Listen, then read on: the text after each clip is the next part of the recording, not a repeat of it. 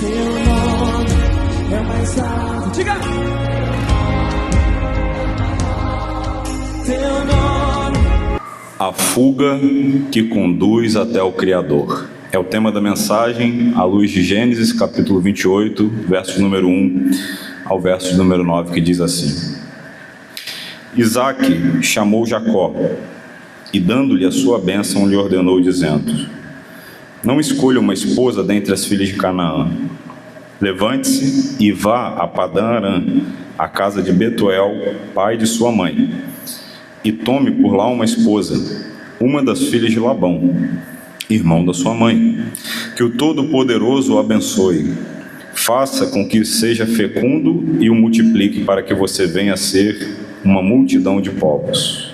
Que ele lhe dê a bênção de Abraão, e você a sua descendência, para que você possua a terra de suas peregrinações, concedida por Deus a Abraão. Assim Isaque despediu Jacó, que foi a Padã-Arã, à casa de Labão, filho de Betuel, o arameu, irmão de Rebeca, mãe de Jacó e de Esaú. Esaú viu que Isaque havia abençoado Jacó e o havia mandado a Padã-Arã para tomar de lá a esposa para si, e que ao abençoá-lo lhe havia ordenado que não escolhesse uma esposa dentre as filhas de Canaã. Soube também que Jacó, obedecendo ao seu pai e à sua mãe, havia ido a Padã-Arã, sabendo também que Isaque, seu pai, não via com bons olhos as filhas de Canaã. Esaú foi à casa de Ismael, e além das mulheres que já tinha, tomou por mulher Maalate, filha de Ismael, filho de Abraão e irmã de Nebaiote. Que o Senhor nos abençoe, queridos. A fuga é algo natural do coração do homem.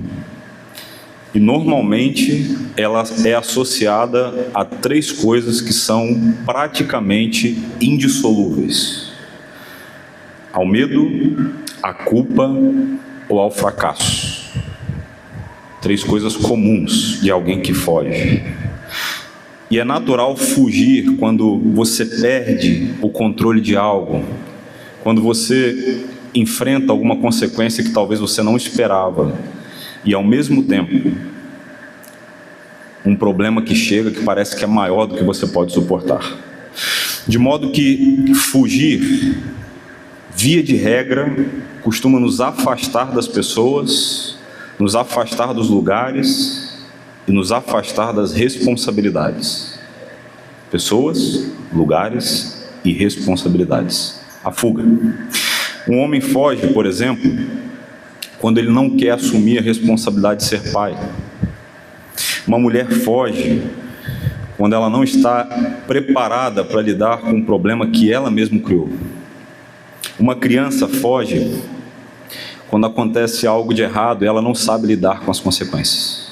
Fugas. Todas as pessoas fogem. De modo que a fuga, ela pode te afastar do problema ou até mesmo te fazer sumir aquele grande embaraço diante dos seus olhos. Mas eu quero te fazer uma pergunta.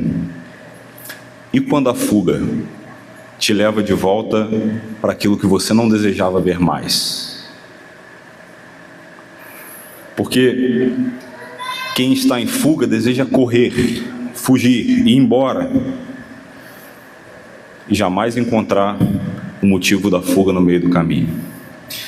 Hoje nós vamos ver uma história semelhante. O início de uma fuga que não levará Jacó para onde ele deseja fugir de fato. Nós vamos ver que a fuga de Jacó o levou diretamente de volta para os braços do Criador, ao qual ele desejava estar bem distante. Enquanto Jacó caminhava para longe de casa, o Senhor, o Deus de Abraão, de Isaque e agora de Jacó, está conduzindo seus passos para mais perto dele, para mais perto das promessas e mais perto do próprio Criador. O autor nos ensina aqui que nesse capítulo, Deus, ele é capaz de transformar nossos desertos em lugares extremamente regados de redenção, e as nossas crises em instrumentos da graça, e os nossos caminhos de fuga em uma jornada de tratamento e relacionamento com Deus. Quando nós olhamos aqui para Jacó, nós percebemos que a história não é sobre um homem procurando Deus, mas sobre Deus perseguindo um homem que jamais poderia encontrá-lo por si mesmo. Portanto, eu quero chamar a sua atenção, porque muitas vezes os caminhos pelos quais nós tentamos escapar, fugir, são os mesmos caminhos que Deus usa para nos conduzir até Ele. Pois bem, mantenha sua Bíblia aberta. Nós estamos aqui na 7ª mensagem dessa série, sobre a vida e a obra de Jacó. E aconteceram ali alguns eventos com ele e com a sua família, que certamente aqui nos levam a pensar um pouco mais sobre a nossa vida como cristãos, sobre como nós temos agido no decurso da história, na nossa jornada, e sobre a nossa construção daqui em diante. Jacó era filho de Isaac e Rebeca, um dos casais mais famosos da Escritura, especialmente do início de toda a história. Ele era neto de Abraão. Ele tinha um meio-irmão, ou um irmão gêmeo, chamado Esaú. E é curioso, porque a sua mãe Rebeca, no início do processo inteiro, ela era estéril. Nós somos informados pela Escritura que ela era estéril. E ela e seu marido Isaac passaram 20 anos orando. Tente imaginar, não foram 20 dias, 20 semanas, 20 anos orando até que a promessa se cumprisse. E então Deus faz um milagre, e Ele não concede apenas um filho, mas 2. Porém, antes do nascimento dos gêmeos, ela é informada agora pela primeira vez que não eram apenas 2 meninos, mas eram 2 nações que surgiriam dela, e que o mais velho serviria o mais moço, algo muito incomum até aquele momento. E então é chegado o dia do nascimento. Esaú, o irmão mais velho, chamado de vermelho ou ruivo, ele nasce primeiro, o primogênito. Ele é o primogênito. E Jacó nasce logo na sequência, logo depois. E a Escritura diz que ele nasce segurando o calcanhar do seu irmão. Está registrado em Gênesis 25. Mas essa pequena luta que acontece aqui no nascimento desses 2 meninos cresce. E um dia, o que acontece? Esaú, já mais velho, está voltando faminto do campo. E ele encontrou ali o pastor Jacó preparando um guisado, um ensopado. Em algumas versões, uma sopa de lentilhas, um prato de lentilhas vermelho, um guisado vermelho. Jacó, esperto, astuto, então oferece o alimento ao seu irmão. Mas antes do seu irmão comer, ele diz: olha, eu aceito, mas só se você me vender o seu direito de primogenitura. Esaú, faminto, ele diz: de que me vale esse direito de primogenitura se eu estou com fome? Se eu nem sei se eu vou sobreviver daqui a algum tempo. Então Esaú rejeita o privilégio da primogenitura e recebe a sopa. Nesse contexto geral, Isaac, o pai dos meninos, já estava idoso, com a visão debilitada. Nós somos informados em Gênesis capítulo 27 sobre isso. Então ele decide conceder a bênção a Esaú. Rebeca, sempre ouvindo furtiva, sempre ouvindo por trás da cortina, por trás das portas, o que ela faz? Ela elabora um plano extremamente sagaz. Que plano é esse? Ela consegue convencer a Jacó que agora eles arrumem todo um arquétipo para poder ir contra o objetivo de Isaac. Qual o objetivo? Que Jacó recebesse a bênção.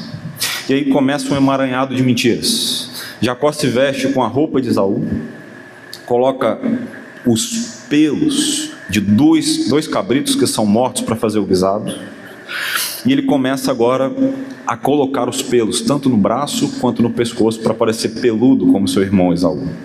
E então, nesse plano, ele e a sua mãe conseguem ali enganar o seu pai Isaac. E o que ele faz? Ele concede a bênção a Jacó, bênção que seria destinada ao primogênito. Esaú então retorna da caça, e o texto é claro, sutil: acabado o momento, Esaú retorna da caça, e ele descobre o que aconteceu. Ele fica indignado a ponto de planejar matar o seu irmão. Tente imaginar isso: matar o seu irmão Jacó. após a morte do seu pai Isaque. Rebeca mais uma vez ouve a conversa, parecia que era algo corriqueiro naquela família, por trás da porta. E o que ela faz? Ela vai até Jacó e diz que era para ele fugir para a casa do seu tio Labão, na região de Padã Arã. E então nós chegamos no capítulo 28. E aqui nós estamos vendo os últimos momentos de Jacó com seus pais. Essa aqui é a última vez que ele está vendo seus pais. Ele não os verá novamente, por conta do fruto do seu pecado, por conta do fruto do pecado daquela família. Porque após o emaranhado de mentiras do capítulo anterior, no capítulo 27, a família estava machucada, sangrando por dentro. E Esaú estava querendo matar o seu irmão. E então Rebeca, temendo que o pior acontecesse, que ela perdesse mais um filho nesse processo geral, temendo pela vida de Jacó, ela vai até Isaque com a ideia de enviar Jacó para longe.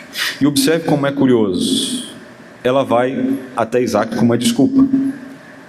Com a desculpa de que Jacó precisava buscar uma esposa crente.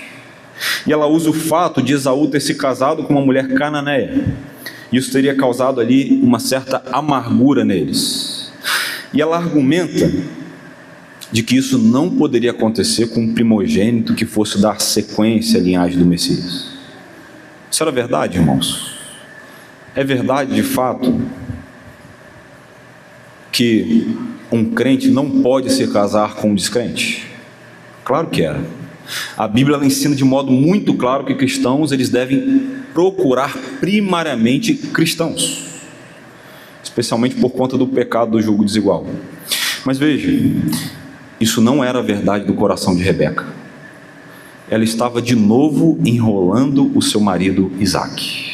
Perceba, ela foi incapaz de trazer ali a verdade. Seria uma boa hora ali para fazer um bom café sem açúcar, reunir toda a família à mesa e deixar ali o evangelho tratar as feridas, cuidar do coração de cada alma ali, daqueles integrantes da família que haviam sido machucados. Mas ela foi incapaz de trazer a verdade. Isaque poderia ter protegido Jacó, poderia ter chamado Esaú, selado a paz entre os dois antes, de fato, da sua morte. Mas eles preferem enviar Jacó para peregrinar na terra de Padã Arã. Eu quero chamar a sua atenção para algo importante.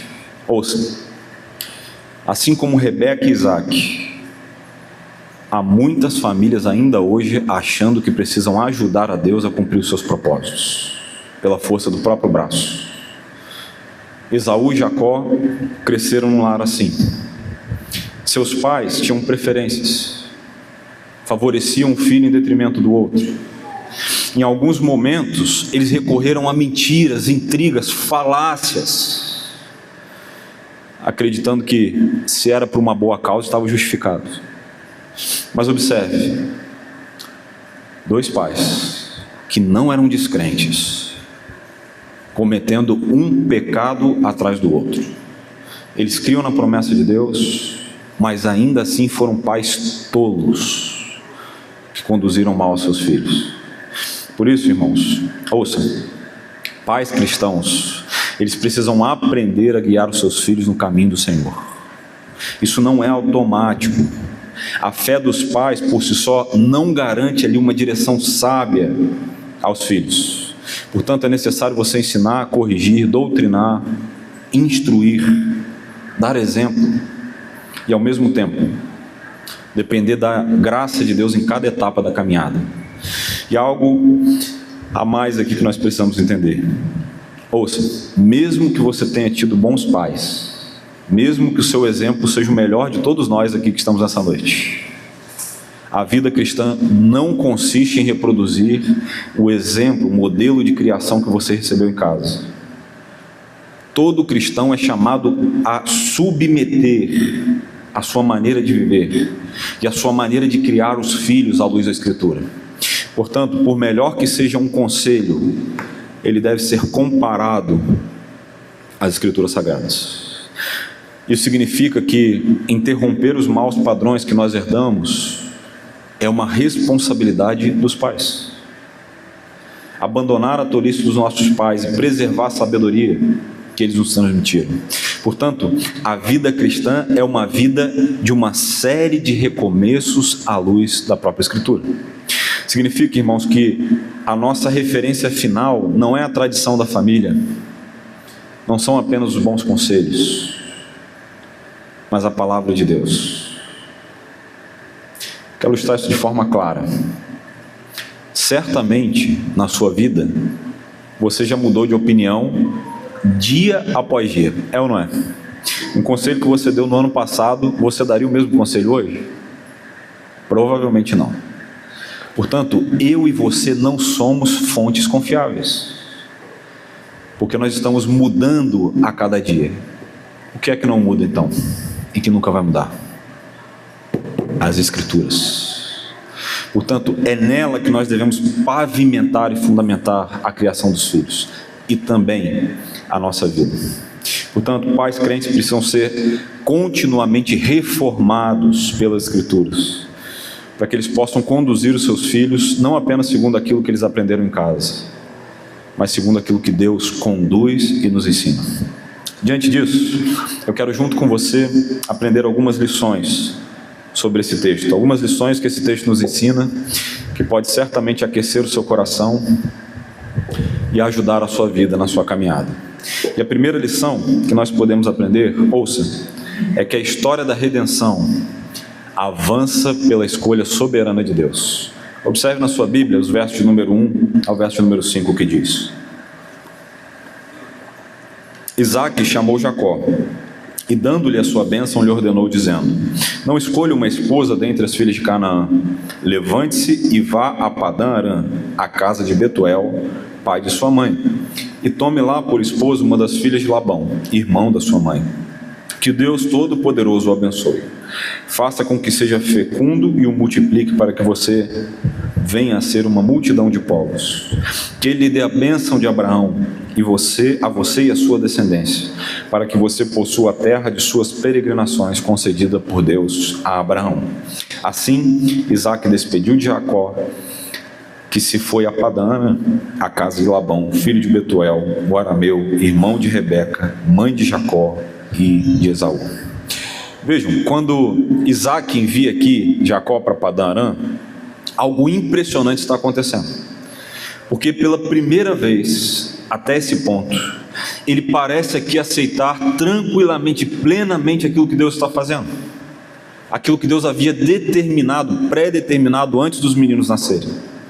Aquela resposta à oração de Rebeca, que Deus já havia dito que o mais velho serviria ao mais moço.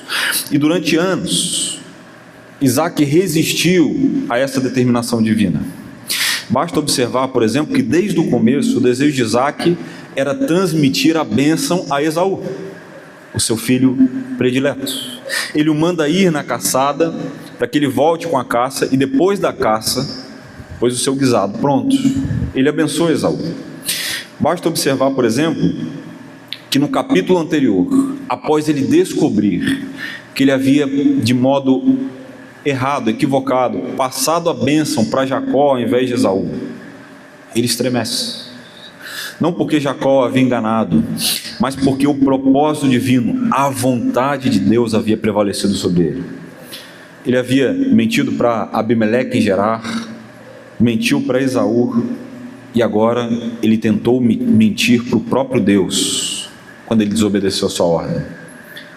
Mas ouça, como eu disse aqui há 2 semanas atrás, as mentiras de Esaú o haviam alcançado, como aquele texto bíblico que diz que o seu pecado o alcançará. Nós estamos aqui diante de um homem despido da sua prepotência, despido da sua arrogância, despido de querer saber mais do que o Senhor, e ele reconhece isso. Ele abandona aquela postura altiva de querer abençoar, colocar a bênção sobre Esaú a qualquer custo. E agora ele não só abençoa Jacó, mas ele também transmite a bênção abraâmica. Vejam o que diz o verso 3 e 4: Deus Todo-Poderoso te abençoe e te dê a bênção de Abraão. Agora, uma coisa que é curiosa, irmãos: o que será que passou pela mente de Jacó enquanto ele caminhava até a casa do seu pai. Ele havia mentido para o seu pai, enganado o seu pai, e agora Isaac manda chamar. Jacó está lá, mande ele vir até aqui. No mínimo ele pensou que receberia uma boa surra, não é? Certamente Jacó pensou que seria repreendido, igual aquela criança que sabe que fez uma besteira, fez algo errado. Mas observe, não foi isso que Isaac fez. Isaac havia sido pego por Deus na sua própria rede de mentiras, e ele sabia que os planos de Deus eram muito maiores e melhores do que os deles.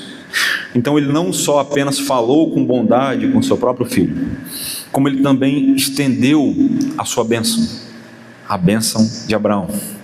Essa bênção, irmãos, ela é importante porque é o cumprimento final da promessa de Deus em abençoar a terra por intermédio dos descendentes de Jacó. Paulo, posteriormente, em uma das suas cartas, vai dizer que nessa bênção de Abraão seriam benditas todas as famílias da terra, que receberiam a Cristo como Salvador, que os gentios seriam alcançados, ou seja, todos nós, por intermédio de Jacó. Gálatas 3,14 diz assim: para que a bênção de Abraão chegasse aos gentios em Cristo Jesus, a fim de que recebêssemos pela fé o Espírito prometido. Então observe, a questão central aqui não é simplesmente um pai enviando o seu filho para encontrar uma esposa. O ponto central aqui é quem carregará a promessa da redenção. Quem levará adiante a promessa pela qual Deus enviaria o tão esperado Messias, o Salvador. Quem seria o meio pelo qual o seu filho seria enviado ao mundo nascido de mulher? Jesus Cristo. Jacó. É curioso notar, Jacó não foi escolhido por ser alguém moralmente superior. Ele não foi escolhido por sua beleza física. Ele não foi escolhido por suas habilidades. Havia muitas habilidades. Ele não foi escolhido por sua classe social, ou talvez porque lançaram sorte sobre ele. Mas ele foi escolhido porque Deus quis assim. Paulo diz isso em Romanos 9,13 diz assim: como está escrito, amei a Jacó, porém desprezei Esaú. Jacó havia demonstrado astúcia, manipulação e falta de caráter. Como Deus poderia escolher alguém assim? Há esperança ou não há para nós, irmãos? Deus nunca escolheu Jacó por causa dos seus méritos. Portanto, meus irmãos, ouça, você é escolhido por Deus. Se você de fato é escolhido por Deus, saiba que a eleição divina repousa sobre a graça dele e não pelos nossos próprios méritos. Como diz Efésios capítulo 2, verso 8 e 9: pela graça sois salvos mediante a fé. Isso não vem de vós, é um dom de Deus, e não de obras, para que ninguém se glorie. O Enra, comentarista bíblico, comentando esse texto, ele diz assim: ao dar esse novo passo na história da salvação, no contexto de uma conduta tão despida de princípios por cada membro da família, nenhum deles era inocente, nenhum deles, cada um buscando seus próprios interesses egoístas.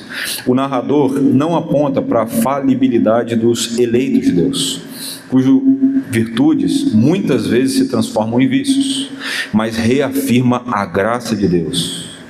É a sua misericórdia que é a base última na salvação. E ao longo de toda a Escritura, nós encontramos aqui esse mesmo padrão que está acontecendo com Jacó. Deus escolheu Abraão dentre os povos. Saia da tua terra, da tua parentela e vá para o lugar onde eu te mostrarei. Depois ele faz a mesma coisa, ele escolhe Isaac dentre os filhos de Abraão. E agora, ele escolhe Jacó dentre os filhos de Isaac.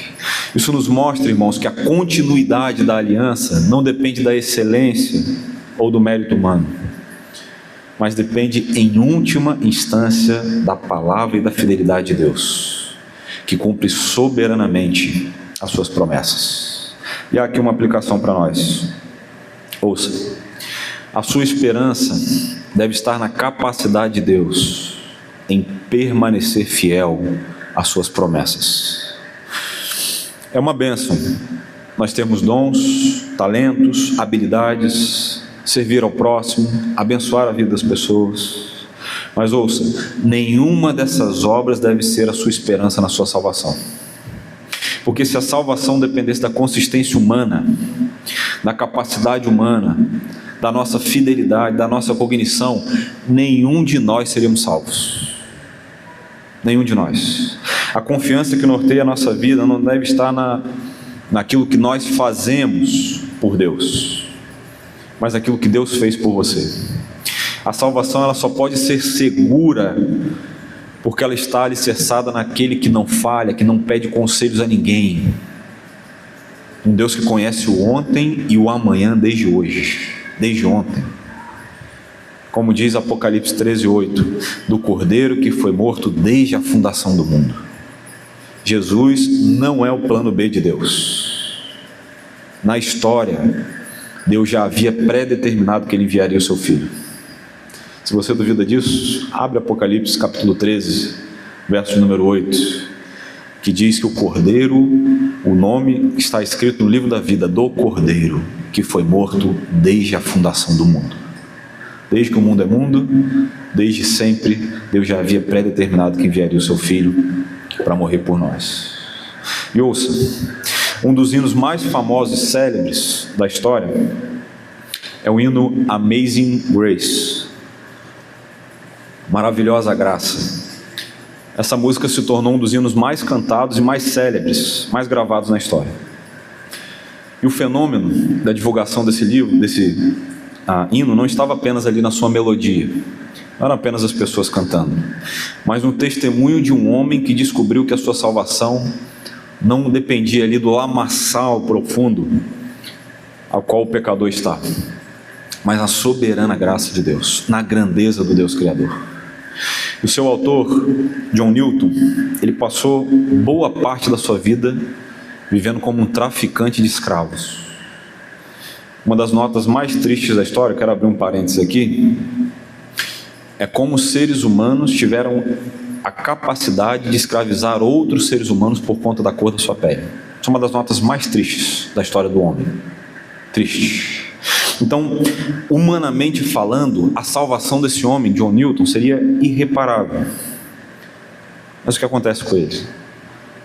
A graça de Deus o alcançou, transformou a sua vida e usou ele poderosamente em seu reino.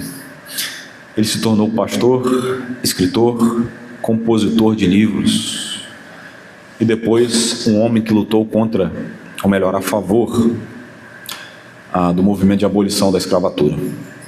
E a mesma graça que o alcançou no mar de lama do seu pecado, o conduziu ao púlpito, à composição de hinos, ao discipulado de outros cristãos e a um combate de um mal que ele mesmo havia praticado. E já no final da sua vida, há uma nota de rodapé biográfica que diz muito sobre como Deus ainda hoje continua chamando pecadores sórdidos que estão longe por sua poderosa graça.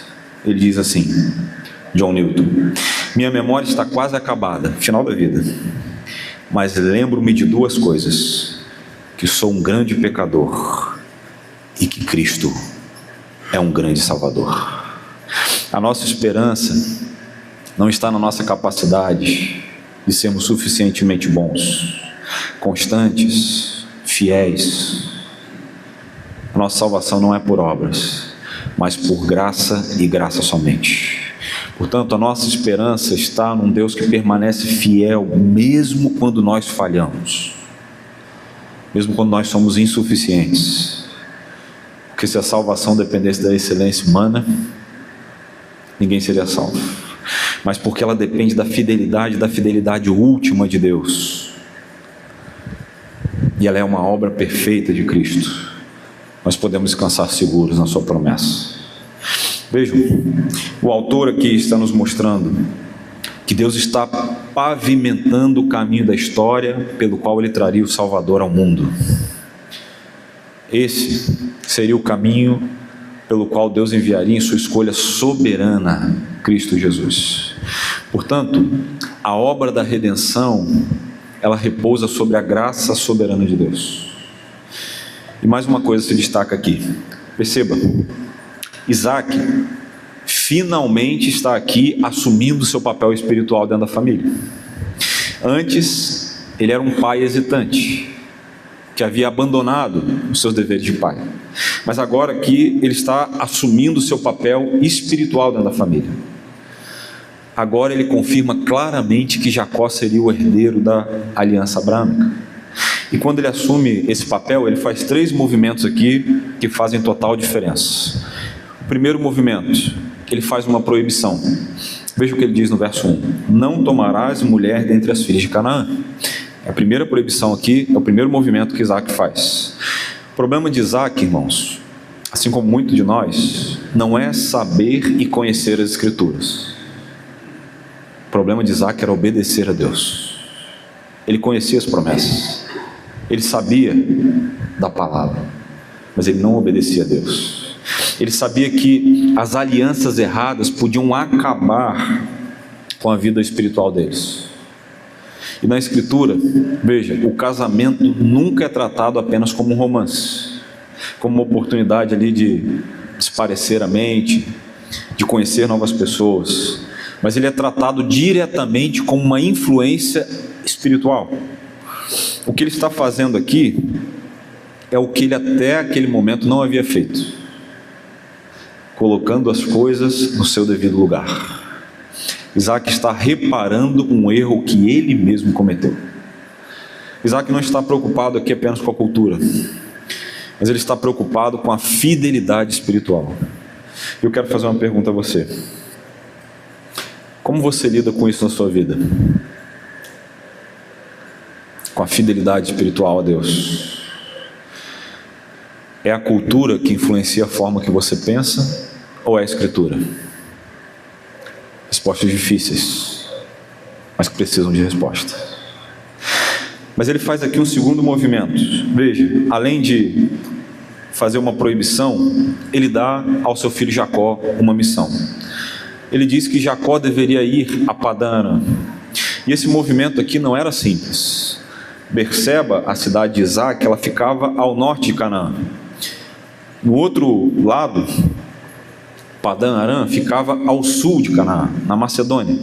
Então veja, era uma distância grande, aproximadamente 1000 quilômetros separava as duas cidades.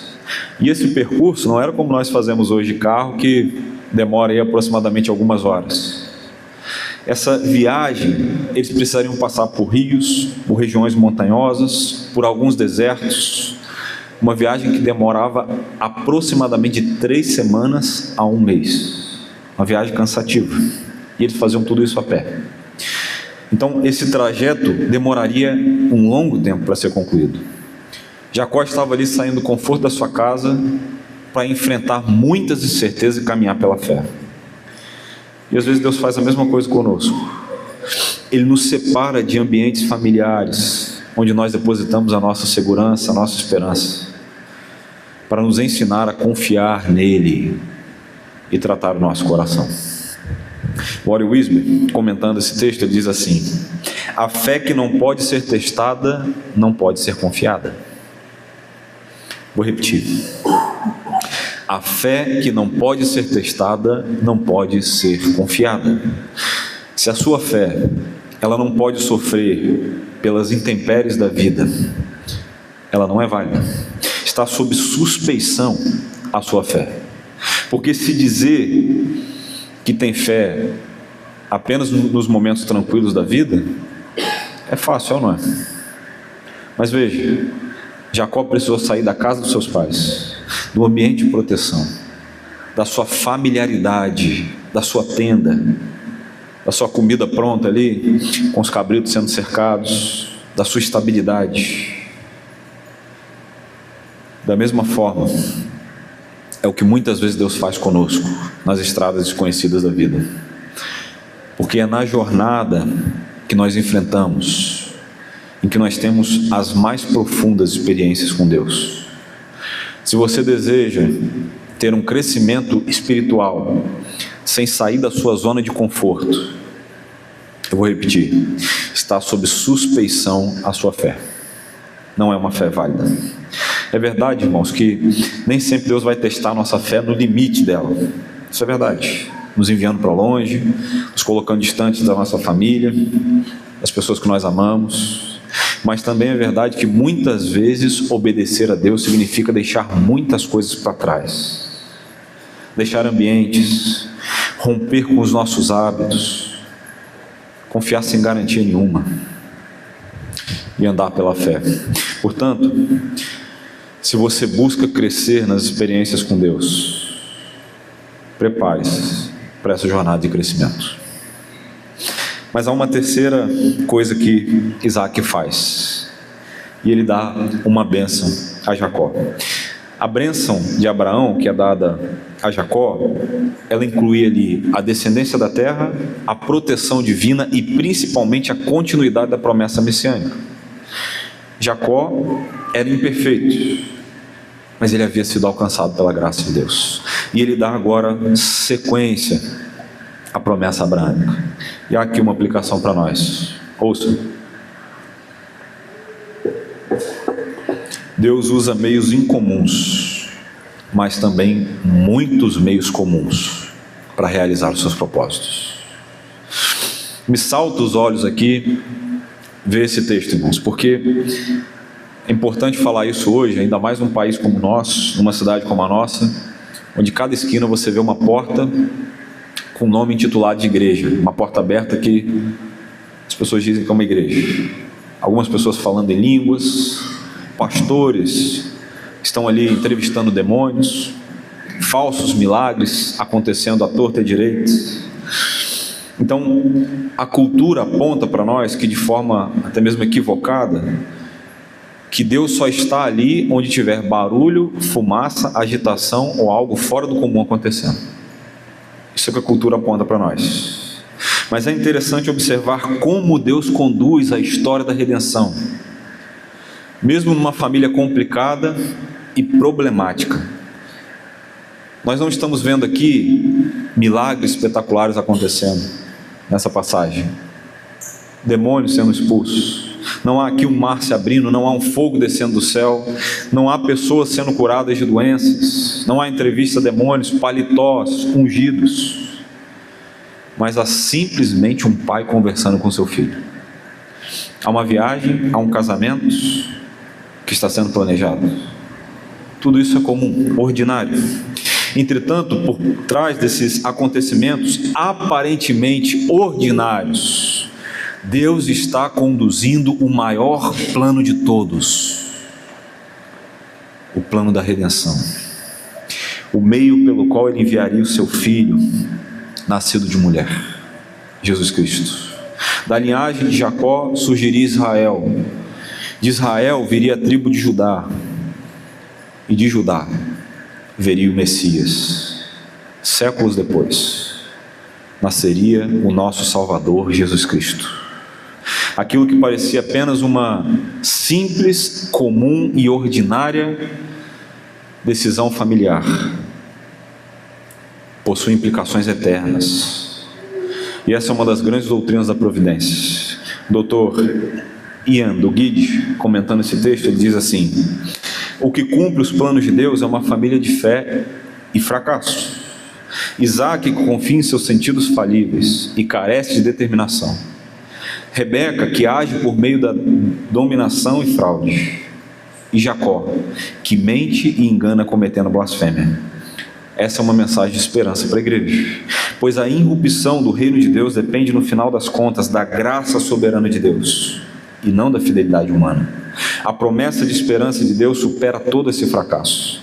A promessa da esperança de Deus supera todo esse fracasso, usando essas pessoas falíveis para realizar a sua obra. Vejam, Deus não governa apenas os grandes eventos da história, Ele também governa os grandes eventos da história.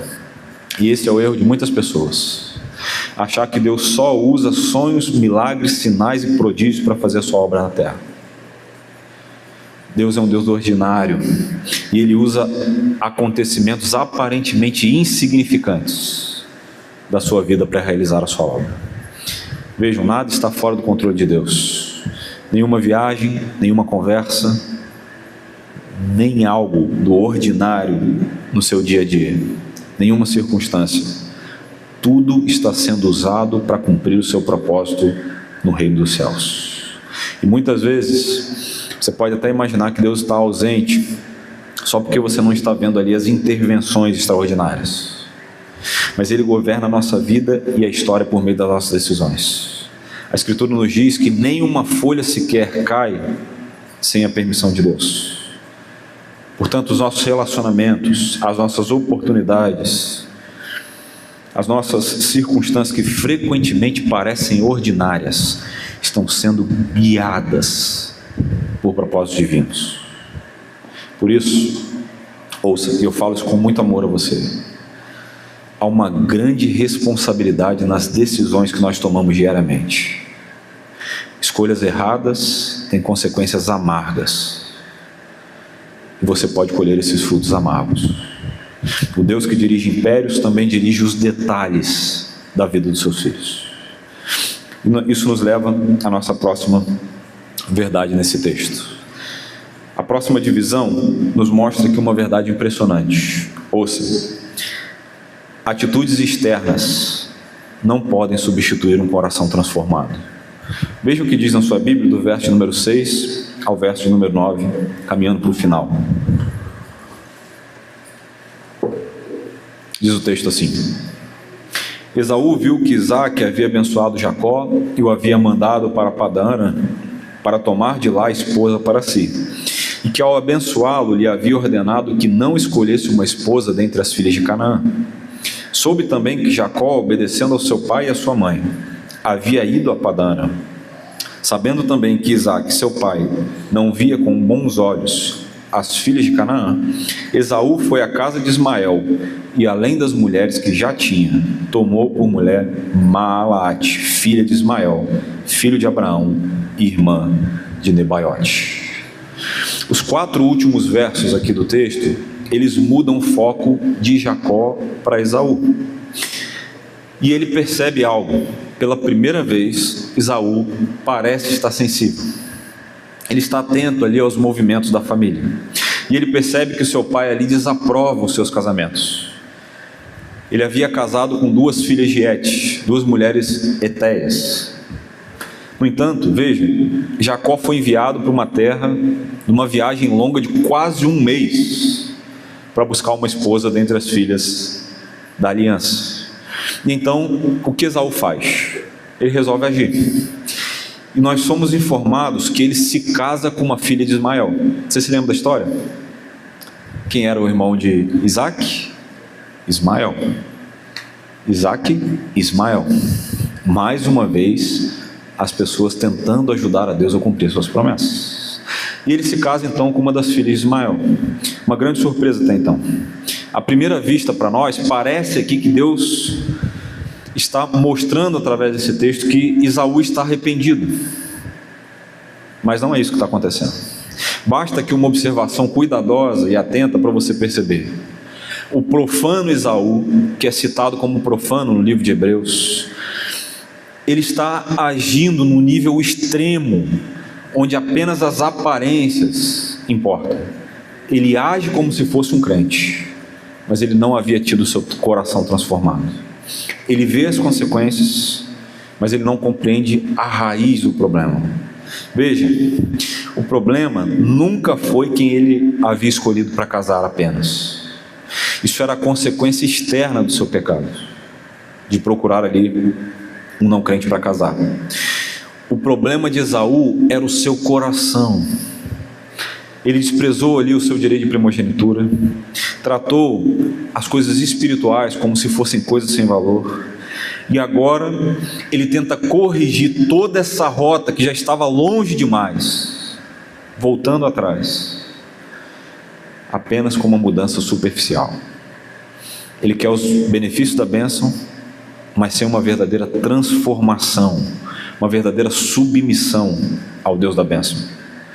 E esse aqui, irmãos, continua sendo um dos maiores problemas da vida cristã. Há muitas pessoas que desejam os privilégios de serem filhos de Deus, mas não querem obedecer e viver uma verdadeira transformação. Quer paz, mas não se arrepende. Quer salvação, mas não se rendem aos pés de Deus. Querem os dons de Deus, mas não amam o próprio Deus. Portanto, ouça, e aqui eu faço mais uma aplicação. Uma fé herdada não substitui um coração regenerado. Essa verdade está explícita também em João capítulo 3, na conversa de Jesus com Nicodemos. Quando Nicodemos, o mestre da lei, procura Cristo, e mais uma vez, o que eu faço para herdar o reino dos céus? A resposta de Jesus é: você precisa nascer de novo. Veja, Esaú tinha pais crentes, e que privilégio ter pais cristãos. Sua mãe Rebeca era cristã, e o seu pai Isaac também. Mesmo ali, com as suas imperfeições, eles eram crentes. Então, Esaú era um homem que tinha condições que a maioria das pessoas não tinha. Nasceram numa família próspera, numa família que o próprio Deus abençoava, numa casa confortável, numa família que conhecia Deus, que estava acostumada a orar, acostumada a ler a Bíblia, acostumada a dedicar tempo em oração a Deus, em relacionamento com Deus. Mas, no entanto, quando ele encarou o mundo fora das quatro paredes, da caixinha da sua casa, ele fracassou, tomou decisões erradas, abandonou o que era mais precioso, e ele não se arrependeu verdadeiramente. Como eu disse aqui há 3 domingos atrás, ele chegou a chorar, mas as lágrimas não mudaram a condição de Esaú, porque ele não se arrependeu. Portanto, ouça, frequentar cultos, criar hábitos religiosos, fazer pequenos ajustes morais, não é o mesmo que nascer de novo. Há pessoas que podem despencar do banco de uma igreja direto para o inferno. O Evangelho não oferece apenas uma condição de melhoria comportamental, moral e civil. Ele oferece uma nova vida em Cristo. Só há espaço para aqueles que nascerem de novo. A fé cristã não é hereditária, irmãos. Portanto, o seu filho, o meu filho, os nossos filhos, eles precisam ter um verdadeiro encontro com Deus. E o coração do problema, muitas vezes é o problema do coração. E tal qual Esaú, muitos de nós quer viver assim, apenas aliviar as consequências das nossas decisões erradas, mudando alguns conceitos estéticos e gerais, apenas para as pessoas verem, mas não experimenta uma verdadeira transformação. Porque isso exige abandonar aquilo que te aprisiona, aquilo que te afasta de Deus. Então, o que Esaú faz? Ele modifica as circunstâncias externas, mas ele não tem um coração transformado. Ouça, eu falo isso com muito amor a você. Deus não procura apenas mudanças externas, mas corações quebrantados. As mudanças externas são uma consequência do seu coração quebrantado, e não o inverso. Caminhando para a conclusão, eu quero finalizar com a história de um homem chamado Francis Thompson. Ele foi um brilhante estudante de medicina, século 18 e 19. Os professores diziam que se ele tivesse ido até o fim do curso, certamente ele seria um dos mais brilhantes médicos que haviam passado por aquela faculdade. Mas em algum momento da história sua vida virou de ponta cabeça. Ele abandonou os estudos, tornou-se um usuário dependente de ópio, e ele viveu nas ruas de Londres e acreditava que a sua vida ali estava longe demais para ser alcançada pela graça. Um homem que conhecia a Deus. Durante muitos anos ele tentou fugir. Ele fugiu dos seus fracassos, fugiu das suas responsabilidades, das suas escolhas, fugiu de Deus. Até que um desses dias, dormindo na rua, ele teve um real encontro com o seu Salvador. Ele percebeu que viver uma vida buscando apenas ali os seus desejos e não levando em conta a palavra de Deus era a consequência que o levou até ali, onde ele estava.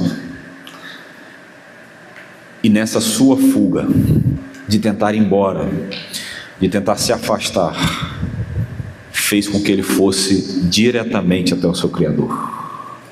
E ele teve uma experiência que foi registrada anos depois da sua conversão. Ele se tornou um brilhante poeta, um brilhante escritor, e ele escreveu um poema que na sua tradução livre tem o título O Cão de Caça do Céu, que é uma referência descrevendo de como Deus age, como Deus agiu o perseguindo amorosamente durante toda a sua fuga. E o poema diz assim: ouça, eu fugi dele pelas noites e pelos dias, eu fugi dele pelos arcos dos anos, eu fugi dele pelos caminhos labirínticos da minha própria mente, e nas névoas das lágrimas escondi-me dele, mas com passos imperturbáveis, com uma velocidade majestosa, sem pressa e sem descanso, aqueles pés seguiam atrás de mim. A força desse poema aqui, irmãos, está no contraste. O homem corre desesperadamente, muda de direção, tenta se esconder de Deus, mas Deus continua atrás dele, sem pressa e sem velocidade rápida. Não é como um caçador para destruir a sua presa, mas como um pai que se recusa a abandonar o seu filho. Jacó experimentou a mesma coisa. Ele estava começando a sua caminhada e ele achou que ele estaria fugindo do seu irmão Esaú, que ele estava deixando para trás uma crise familiar e procurando uma outra segurança, uma terra desconhecida. Mas havia algo maior acontecendo. Enquanto Jacó caminhava para longe de casa, Deus caminhava ao seu encontro. Enquanto ele fugia de um irmão ofendido, ele estava sendo conduzido por um Deus da aliança. E talvez você também esteja aqui assim hoje, fugindo da culpa, fugindo das feridas do passado, das consequências das decisões erradas que você tomou na sua jornada, ou até mesmo fugindo do chamado de Deus para a sua vida. Ouça, a graça de Deus é capaz de nos encontrar nos caminhos mais improváveis da vida, porque no final, a fuga que parecia nos afastar de tudo, pode ser exatamente o caminho que Deus vai usar para nos conduzir de volta a Ele. A boa notícia do Evangelho, irmãos, não é que nós encontramos Deus depois de uma longa busca. A boa notícia do Evangelho é que Deus vem ao encontro de pecadores fugitivos como nós. Ele encontrou Jacó no deserto, ele encontrou Francis Thompson nas ruas de Londres, e ele continua encontrando homens e mulheres ainda hoje. Por trás de todos esses acontecimentos está aqui o Deus da aliança, conduzindo a história da redenção nos bastidores da história, meio pelo qual ele enviaria o seu Filho, Jesus Cristo, para transformar pecadores improváveis em filhos na sua linhagem real. Na semana que vem, se o Senhor permitir, nós veremos esse primeiro encontro de Deus com o fugitivo Jacó. Primeiro encontro de Jacó com o seu Criador. Que o Senhor nos abençoe. Louvado seja Jesus Cristo, o Filho de Deus, que não abandona os fugitivos como nós. Vamos orar? Abaixe sua cabeça e vamos falar com o Senhor, na sequência cantar. Teu nome é mais alto. Diga!